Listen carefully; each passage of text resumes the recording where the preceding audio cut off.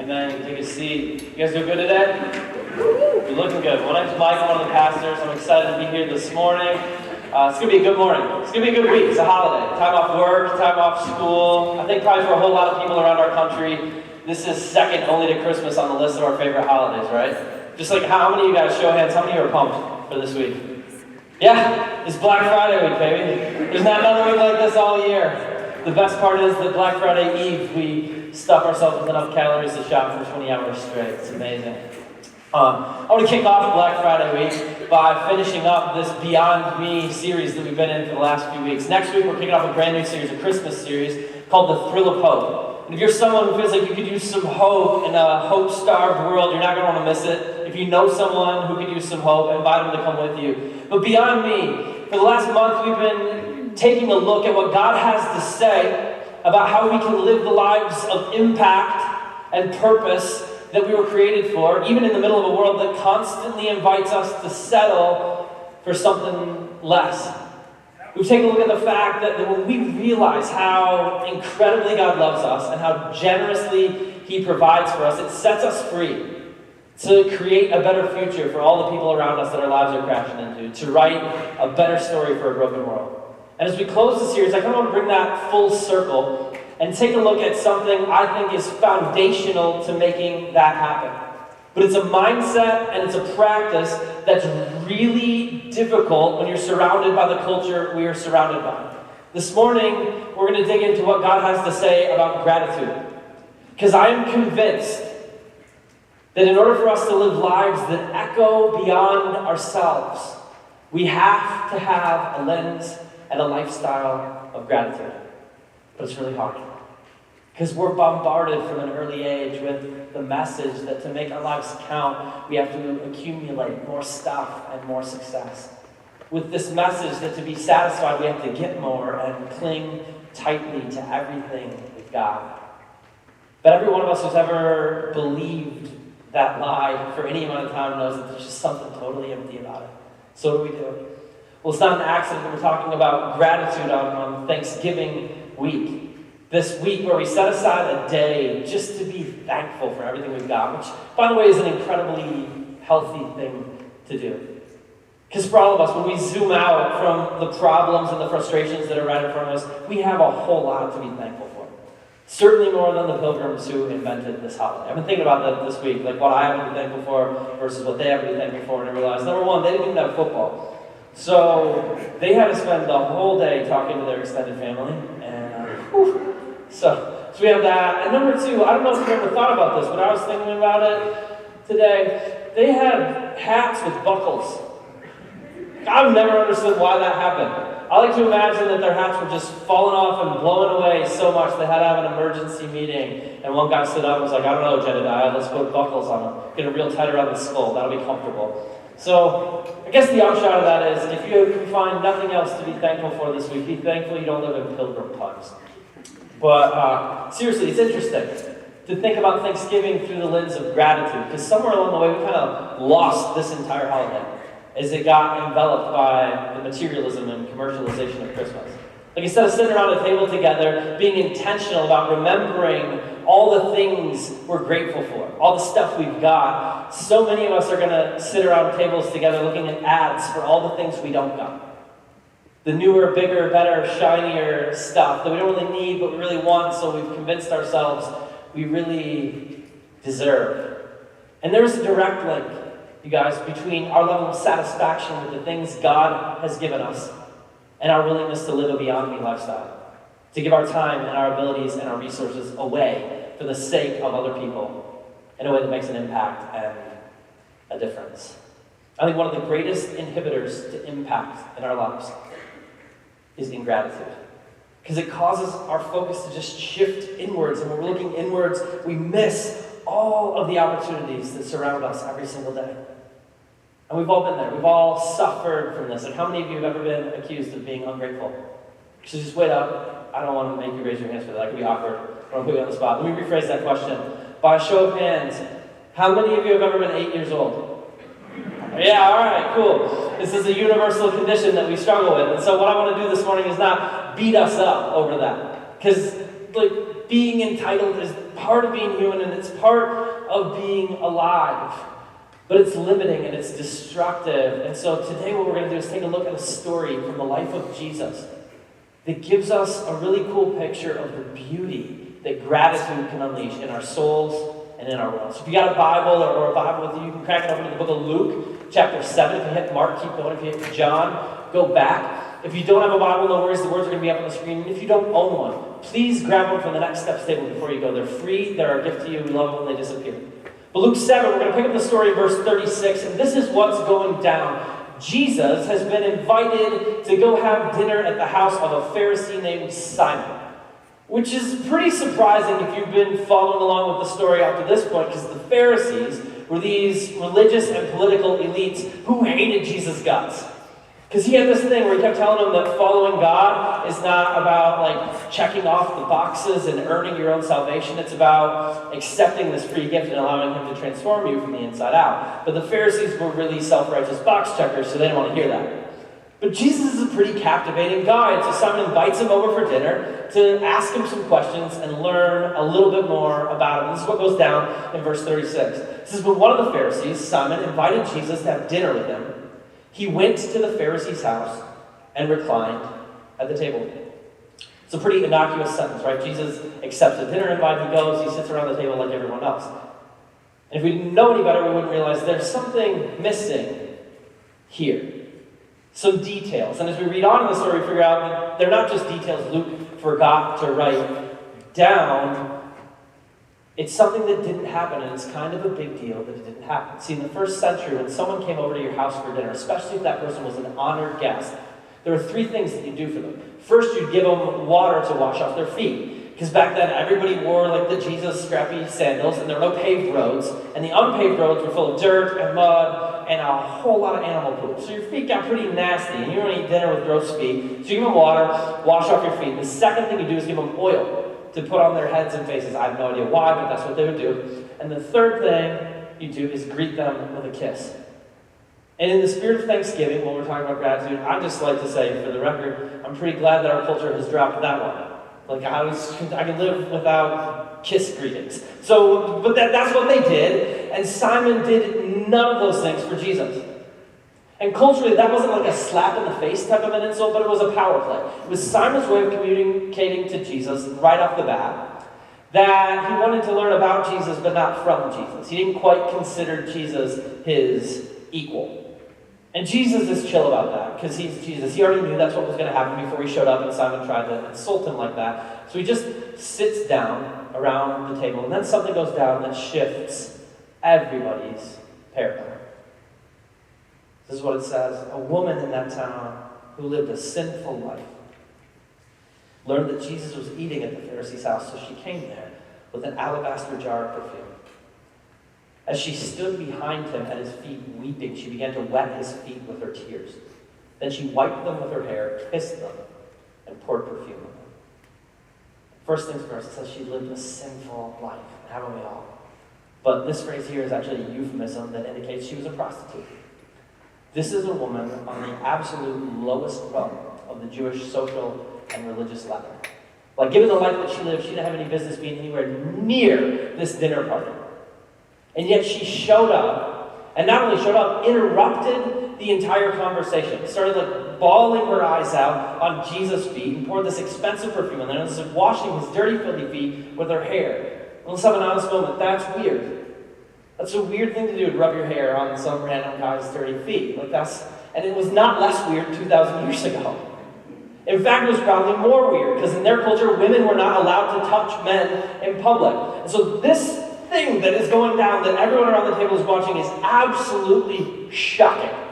Nobody can believe what they're seeing, and Jesus is just letting it happen. Which for Simon confirms everything he wanted to know about Jesus when he invited him over for dinner. Verse 39 says, when Simon saw this, he said to himself, if this man were a prophet, he would know who's touching him and what kind of woman she is. She is a sinner. He's going, I wanted to figure out if this Jesus guy was for real, so I invited him over. And now I know that he's a fake. Because if he was a real prophet, then A, he would know what kind of dirty, gross, no good, awful person is touching him. And B, if he knew that, If he knew who she was, he would be screaming at her to get away from him as soon as possible. And Jesus reads his thoughts here, and he turns the tables on him in a brilliant way. And in the process, he gives us a bigger, better picture of what gratitude can look like, is supposed to look like in our world. He looks him straight in the eye and he says, Simon, I have something to tell you. Tell me, teacher, he said. 2 people owed money to a certain moneylender. One owed him 500 denarii. And a denarius was 1 day's wages. So this is a lot. Year and a half plus of wages. The other 50. Neither of them had the money to pay him back. So he forgave the debts of both. Now which of them will love him more? And right now Simon is stuck. He invited Jesus over to prove to all of his buddies that he's better and smarter than Jesus. And now Jesus just backed him into a corner. There's only one answer he can give to this question without looking like an idiot, but he's been around long enough to know that as soon as he gives that answer, Jesus is going to say something else that makes him look like an idiot. But what can he do? So he kind of reluctantly answers. You can hear it in his voice. It's like, I suppose the one who had the bigger debt forgiven? And Jesus looks at him and says, you have judged correctly. Way to go, little buddy. And then he shows us what gratitude looks like. He illustrates how we should approach God and in turn the world around us. He points at the woman. He says to Simon, do you see this woman? I came into your house. You did not give me any water for my feet, but she wet my feet with her tears and wiped them with her hair. You did not give me a kiss, but this woman from the time I entered has not stopped kissing my feet. You did not put oil on my head, but she has poured perfume on my feet. Therefore, I tell you, her many sins, her so many sins have been forgiven as her great love has shown. But whoever has been forgiven little loves little. This is so cool and profound. Jesus looks right at this guy who thinks that he's got it all figured out. Life and faith and religion. And he says, no, man. You don't have it figured out. This woman who you think is so messed up, who you think is beneath you in every single way, she gets it on a level that you clearly don't understand.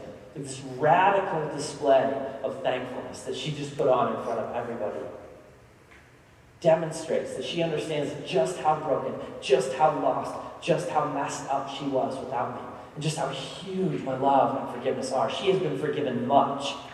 And what she just did, that's what people who have been forgiven much do. But those who have been forgiven little love little. And the implication Jesus is making here isn't that Simon has less to be forgiven for than the woman, because he's like some holy religious dude.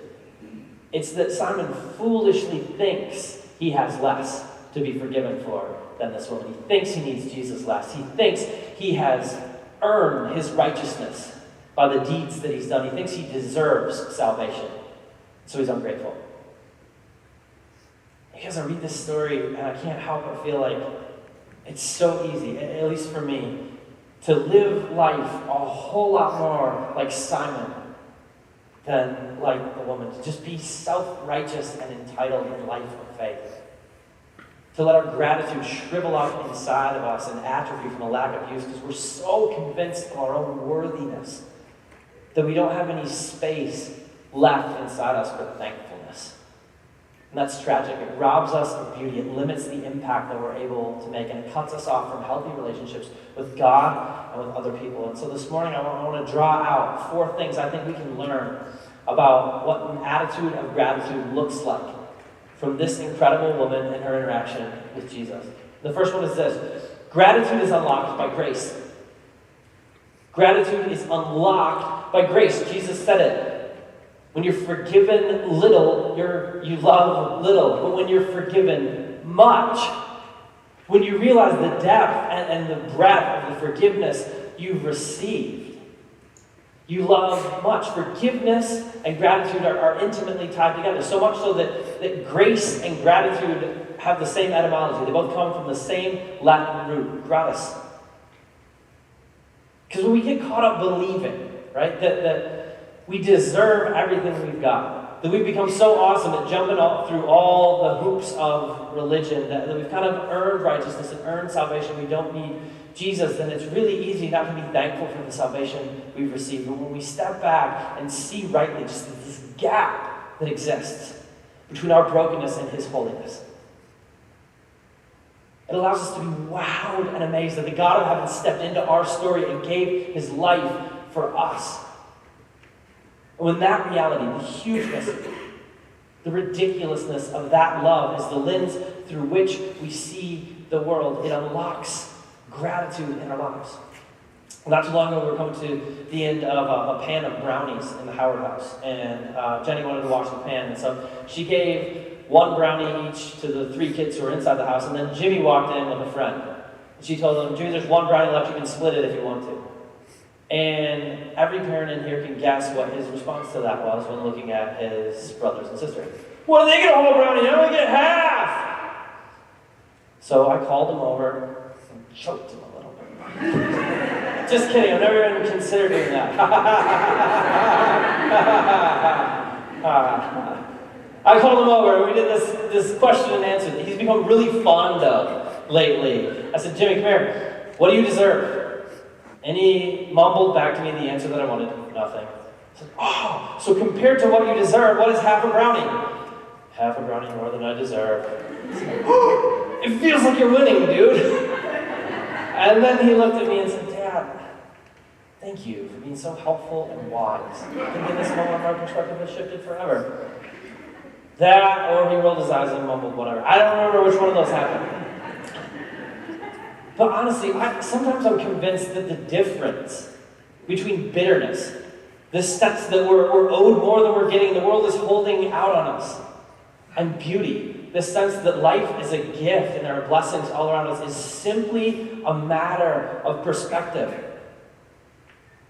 Okay, when we get to the point where we realize how simple and messed up we were, how epically God loved us to be willing to step out of eternity into history, to be beaten and bloodied and bruised and broken and killed for us, when the gospel is the lens through which we see the world and understand our own identity, it changes everything for us. It liberates us from the prison of self-centeredness and entitlement and allows us to look outward in a way that makes a difference for the people our lives are crashing into every day. Second thing I want us to see about gratitude in this story is this: gratitude creates space for growth. We can take a look at this woman's story in Luke 7 and the things that she did and realize her life is never ever going to be the same. She did what she did because Jesus radically transformed her. He set her on a new path forward in a different direction. Listen, that doesn't mean she doesn't still have some pain in her life.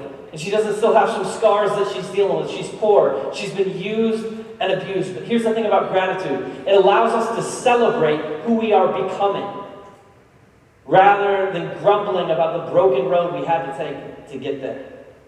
It creates space for growth because it fixes our focus on the future. And this is so cool, but this is an area where modern science is finally catching up with the Bible, helping us to understand that gratitude actually alleviates some of the pain and some of the fear that comes along with being alive. It's easy in the middle of this materialistic culture to be crippled by fear, that there's not enough, and I won't have enough, and I can't get enough, and that's overwhelming sometimes. But neurologists have recently discovered that the human brain cannot process fear and thankfulness at the same time. You can be afraid or you can be thankful, but you cannot be both at once. And so gratitude does this thing inside of us that unlocks and unleashes the fullness of the lives we were made for, because it allows us to look at what we have and see it as enough. And not just enough, even more than enough. It allows us to look and move ahead. And when we do that, as we do that, we create a better future for our world. I just think one of the greatest ways to ensure that we never make an impact beyond ourselves is to fail to cultivate gratitude. Because no truth that can help us grow, no truth that can transform us from who we are into who God made us to be, will ever find space in a human soul that is absent of gratitude. It's a mindset that creates space for growth and increases our capacity to see the beauty around us. Third thing I want to see about gratitude in this story is this: gratitude unleashes generosity. We look at this story where this poor broken woman was generous to Jesus in a way that this rich, social, elite, powerful man was not. And for us, when we're ungrateful and entitled, we look at the world through this lens of what's not in my hands, what's not available to me. But when we're thankful, we look at the world through the lens of what I've got. And that changes the way we relate to the people around us. Because here's the thing, ingratitude blinds us. We get so focused on what we want and what we don't have that we can't see what everyone else is giving to us. It cuts us off from the ability to see how radically people are loving us, how hard they're trying, and to feel blessed by the efforts that they're putting in. And maybe you know some people who are blinded like that. They're people who never miss an opportunity to tell you how you fell short of their expectations. What you should have done in addition, or what you should have done instead. That is entitlement lived out in its relational poison. It's hard to be in relationship with people like that. But let's have an honest moment. We are all people like that sometimes. We all do that to one another. Because we get blinded by our greed and blinded by our selfishness. And when we're focused on our lack, we cannot see other people's love. And we can't see God's love either. Ingratitude blinds us. And when we see things as they are, we allow gratitude to fill us up. It creates space for us to appreciate the love we've received and the people who've given it to us and the God who loved us enough to give his life so we could be forgiven and set free. And when we see that, we're able to release resources. We're able to come to the world around us in need with open hands because we realize that we are continually receiving, and so we can continually be giving as well. Gratitude makes us generous. And generosity makes us healthier. This is another area where science is finally catching up with the Bible. A recent study showed that the level of generosity in senior citizens was a better predictor of their health and longevity than the list of medications they were taking. Generosity literally helps us live longer. But more than that, it helps us live better. And generosity starts with thankful hearts. Because gratitude unlocks this ability in us to give. Like an apple a day keeps the doctor away. A thank you a day keeps the cynicism away. Generosity, or gratitude, is a vitamin that makes us healthy enough to be generous. And the last thing I want us to see, and this is the one I think that should be most self-explanatory. It should make the most sense to us, but the reality is I think this is the hardest one to actually live out. And here it is. Gratitude is meant to be given. It's a feeling that's only really useful when it's put into practice. Because it's one thing to feel grateful, but it's another thing to give thanks. Gratitude is what we feel. Thanksgiving is what we do. And the former, without the latter, is kind of empty. The sociologist Brené Brown puts it this way in her book, The Gifts of Imperfection. It seems to me that gratitude without practice may be a little bit like faith without works. It's not alive. And one of the greatest things about the story in Luke 7 is the way that this woman's thankfulness just flows out of her. Like she can't keep it inside. She's not even trying to keep it inside. She's been so blessed that she feels like, I gotta get this out. I gotta let it overflow out of my life and my actions.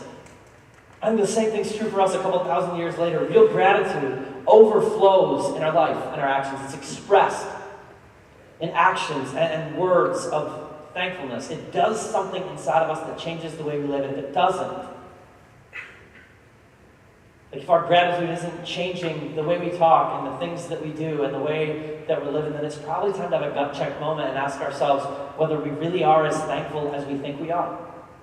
Because there's probably a whole lot of us in the room who would say that we do not struggle with ingratitude. So I'm super thankful for a whole bunch of things. I'm not entitled. That's not a real struggle in my life. But if we're not living it out, if we're not putting it into practice, then is that true? Is it real? Saying things and doing things are completely different. In college once, during fraternity recruitment, we met this guy who said he was a ninja. And we were all looking at each other like, I don't know when a ninja could come in handy, but I think a ninja could probably come in handy around the house. We should sign this guy up. And so we did. We recruited him, we signed him up, and then he joined, and then we're like, all right, do some ninja stuff. And he couldn't even kick his head above his leg. Or, no, that's not what I meant. His leg above his head. Either way! Whatever he got into, it turned out he had just taken karate classes as a kid. I don't know if you guys know this, but that does not make you a ninja. Like saying it and doing it are not the same thing. I can tell you that I'm a runner, but until the day hell freezes over and I go for a jog, right? Gratitude is real when it's lived out. Because here's the thing, to the people around us, unexpressed gratitude expresses ingratitude.